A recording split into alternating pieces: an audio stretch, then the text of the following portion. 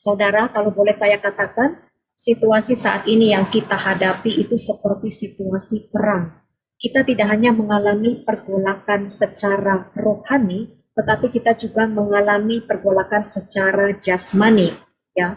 Dan tidak ada yang bisa kita lakukan selain menyerahkan hidup dan diri kita sepenuhnya kepada tangan Allah yang kuat dan perkasa. Oleh karenanya, sesuai dengan tema pewartaan pada malam hari ini, saya mengajak kita semua, mari kita bertindak seperti prajurit-prajurit Kristus yang kita mau menang dalam menghadapi peperangan zaman sekarang ini dengan memiliki mental raksasa. Untuk itu, mari kita buka 1 Korintus 10 ayat 1 sampai 13. Nah, saudara, melalui bacaan ini, Rasul Paulus kembali mengingatkan kita akan perjalanan bangsa Israel di padang gurun yang mengalami kekalahan demi kekalahan oleh karena berbagai pencobaan yang menyerang mereka, sehingga pada akhirnya mereka tidak mengalami janji Tuhan. Mari kita lihat satu persatu pencobaan-pencobaan seperti apakah yang membuat mereka jatuh ke dalam dosa. Kita baca ayat ke-6.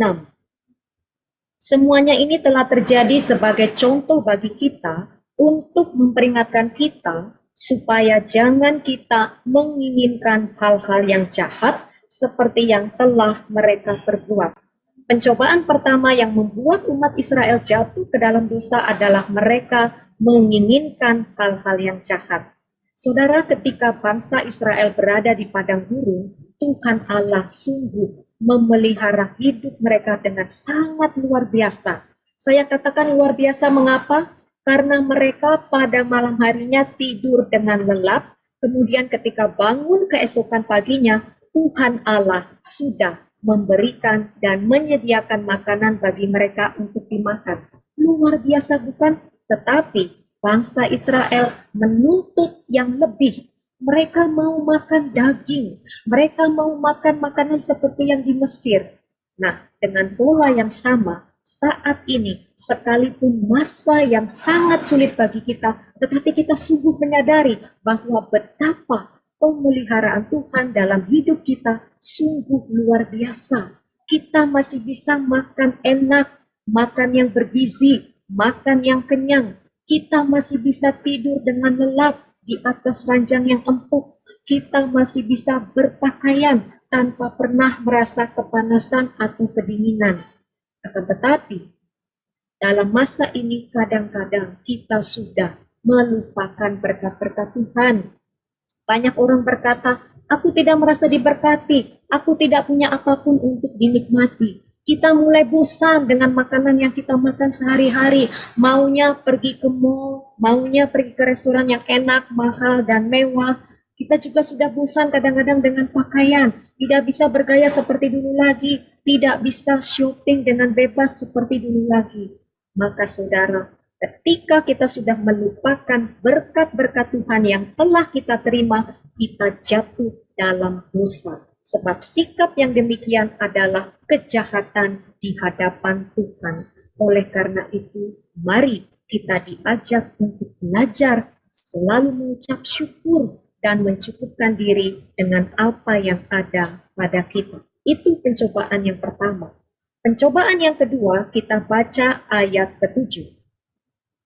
Dan supaya jangan kita menjadi penyembah-penyembah berhala, sama seperti beberapa orang dari mereka, seperti ada tertulis, maka duduklah bangsa itu untuk makan dan minum, kemudian bangunlah mereka dan bersukaria. Ketika umat Israel berada di padang gurun, mereka tidak sabar menunggu Musa turun dari Gunung Sinai. Akibatnya mereka memaksa Harun untuk membuatkan patung lembu emas sehingga mereka menyembahnya sebagai Allah mereka.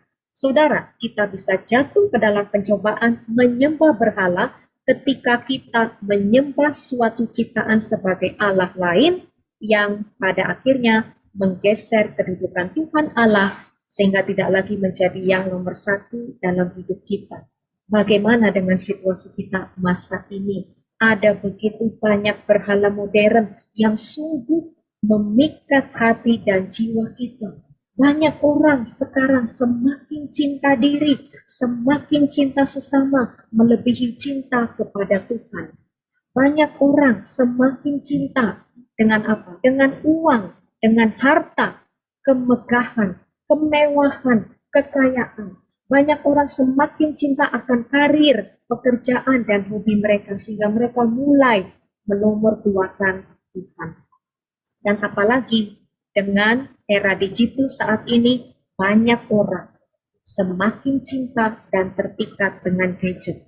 Alih-alih dalam masa pandemi semakin memperbanyak firman Tuhan dan perbanyak doa, malah semakin banyak orang membunuh waktu atau mengisi waktu dengan main game sampai berjam-jam, nonton drama Korea atau apapun sampai berjam-jam yang sifatnya hanya menyenangkan mata dan hatinya saja.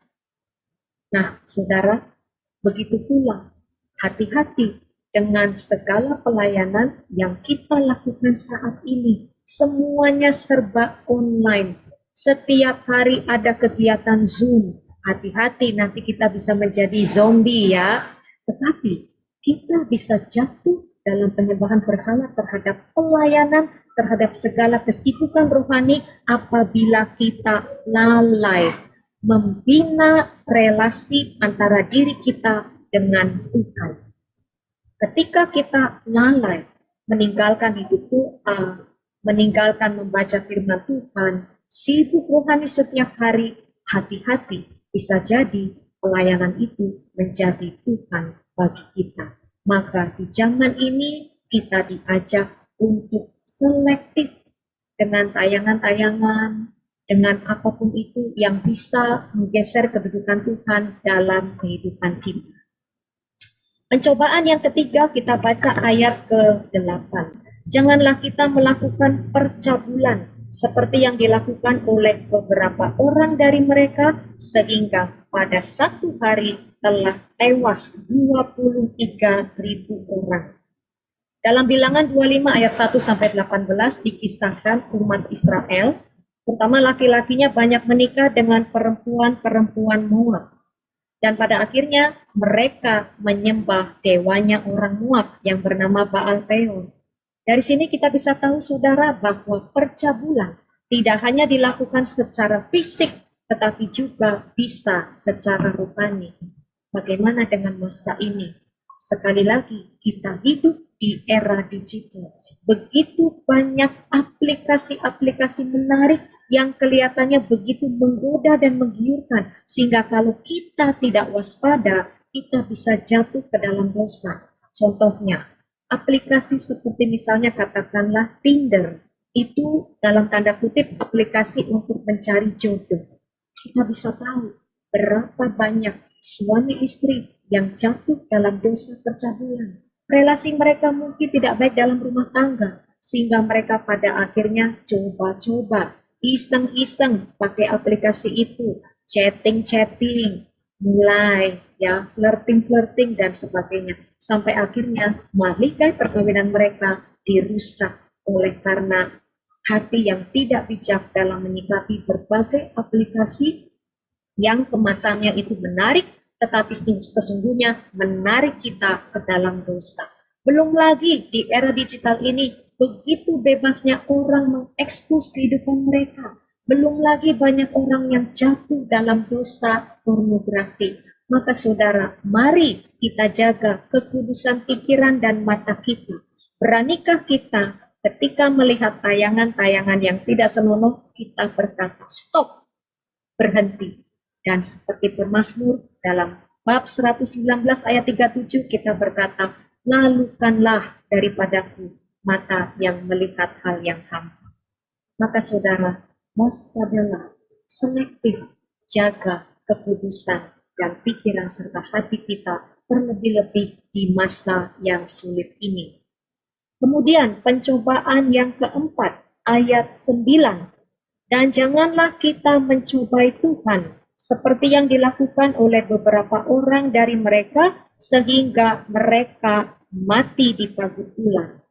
Mereka jatuh dalam dosa mencobai Tuhan. Kalau kita baca Bilangan 21 ayat 5, Umat Israel berkata demikian kepada Musa, "Mengapa kamu memimpin kami keluar dari Mesir, supaya kami mati di padang gurun ini?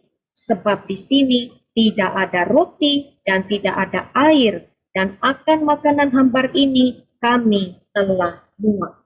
Saudara, betapa kita juga sering kali mencobai Tuhan melalui perkataan dan perbuatan kita. Contohnya di masa pandemi ini, ketika banyak orang sudah merasa jenuh dan bosan, banyak orang ingin keluar dari rumah, ingin jalan-jalan, lalu tengkingkan nama Yesus. Dalam nama Yesus, aku pasti selamat. Apakah doanya mengandung kuasa? Tidak, karena ini sikap yang sungguh-sungguh mencobai Tuhan. Atau beberapa saudara kita mungkin berkata, sebaiknya gereja Katolik itu lebih berani dalam mengadakan misa, jangan online, offline dong berani. Apakah sikap yang demikian sungguh-sungguh berkenan di hadapan Tuhan? Tidak. Maka dalam menghadapi masa pandemi ini, kita belajar untuk taat dan patuh pada peraturan-peraturan pemerintah, karena kita tahu mereka adalah wakil Tuhan di dunia ini. Lalu pencobaan yang terakhir, yang kelima, kita baca ayat 10. Dan janganlah bersungut-sungut seperti yang dilakukan oleh beberapa orang dari mereka, sehingga mereka dibinasakan oleh malaikat maut. Umat Israel protes kepada Musa. Mereka kecewa terhadap kepemimpinan Musa. Mereka berkata, kami juga punya hak untuk mempersembahkan korban bakaran. Jadi mereka tidak suka kalau yang mempersembahkan korban bakaran itu hanyalah imam keturunan Harun saja. Nah saudara, begitu pula di masa pandemi ini. Begitu banyak perubahan, begitu banyak peraturan-peraturan baru dari pemimpin gereja kita. Mari kita belajar untuk taat kepada segala keputusan dan kebijakan yang diambil oleh para pemimpin gereja kita. Nah, saudara, umat Israel dikatakan dalam ayat 1 sampai ke 4 memiliki dan merasakan hak-hak istimewa dari Allah. Akan tetapi, apakah ini menjamin keselamatan mereka? Tidak. Buktinya apa? Kita baca ayat 5. Mereka sungguh merasakan murka Tuhan, sehingga mereka mati dan tidak mengalami janji Tuhan. Maka melalui pencobaan-pencobaan yang sudah saya sebutkan tadi, Tuhan kembali mengingatkan kita supaya kita pun jangan jatuh dan gagal seperti umat Israel. Lantas caranya bagaimana sikap kita dalam menghadapi pencobaan? Jawabannya ada di dalam ayat 12 dan 13. Kita baca ayat 12 lebih dahulu. Sebab itu, siapa yang menyangka bahwa ia teguh berdiri, hati-hatilah supaya ia jangan jatuh. Kita diminta untuk bersikap waspada terhadap pencobaan. Mengapa harus waspada? Karena iblis sangat licik. Oleh karena itu, dalam menghadapi pencobaan di zaman sekarang ini, mari kita selalu bersikap waspada. Tetap bangunkan roh kewaspadaan kita. Jangan sampai kita lengah. Jangan sampai kita mengabaikan virus corona saat ini. Jangan sampai kita memiliki rasa kepercayaan diri yang terlalu besar. Itu sikap positif dan benar yang pertama. Kita diminta untuk waspada terhadap segala pencobaan, terlebih-lebih di masa sekarang ini. Lalu sikap positif dan benar yang kedua adalah kita baca ayat 13a. Pencobaan-pencobaan yang kamu alami ialah pencobaan-pencobaan biasa yang tidak melebihi kekuatan manusia. Artinya apa? Artinya kita harus memandang pencobaan sebagai sesuatu yang proporsional.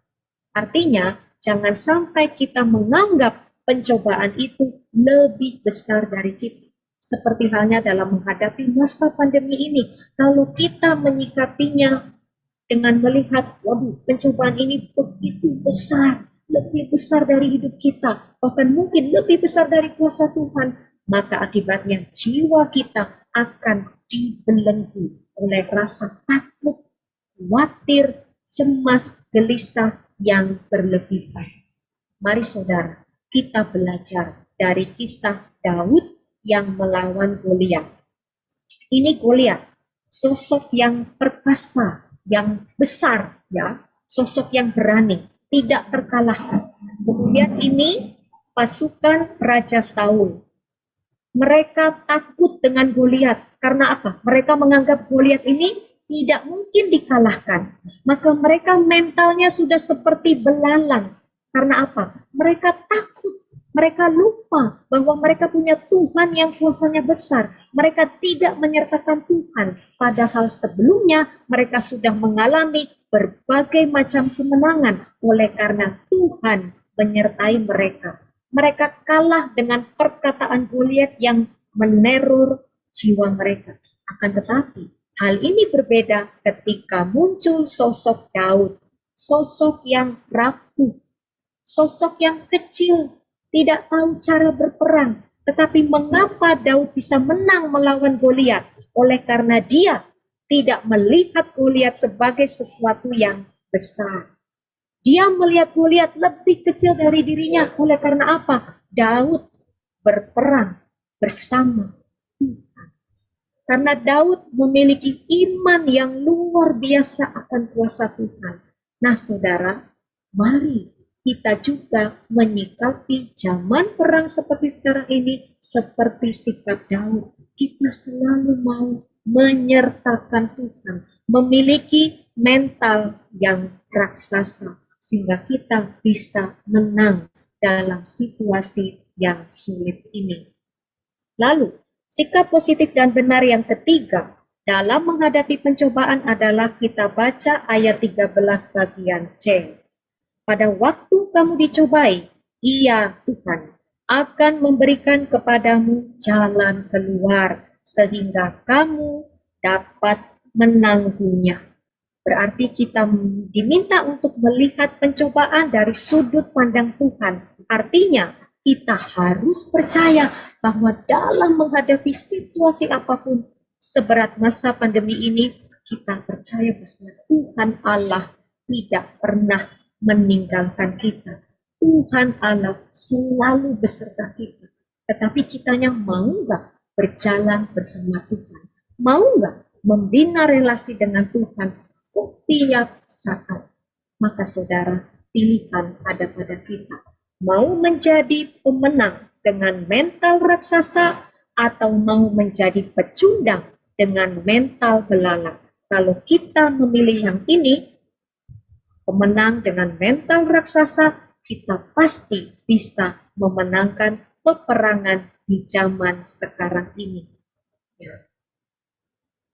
Maka keadaan apapun, tersulit apapun, tidak akan menggoyahkan iman kita. Kesedihan yang mendalam sekalipun tidak akan menghalangi kita untuk melihat kerahiman Allah yang melebihi apapun. Keadaan yang terburuk sekalipun tidak akan memudarkan rasa percaya kita akan kasih Allah yang setia. Saudara, dalam masa pandemi ini, miliki 3 hal ini. Roh yang kuat, ibadah yang kuat, yang luar biasa, dan juga karakter yang luar biasa.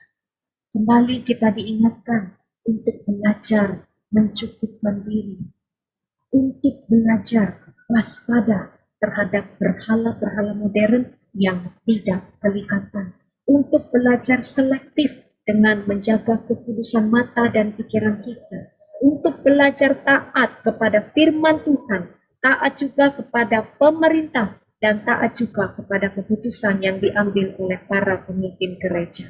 Saudara, mari di zaman ini pertajam hidup rohani kita supaya tidak lumpuh. Pertajam pikiran kita supaya terus bisa diarahkan kepada Tuhan, kuasanya, dan janji-janjinya. Pertajam telinga kita supaya kita semakin peka mendengarkan suara Allah.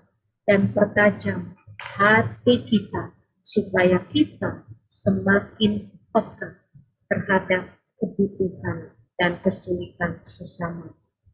Mari saudara, Dalam masa yang sulit ini, ayo kita bertindak seperti laskar-laskar Kristus yang akan memenangkan segala macam peperangan di zaman sekarang ini. Amin.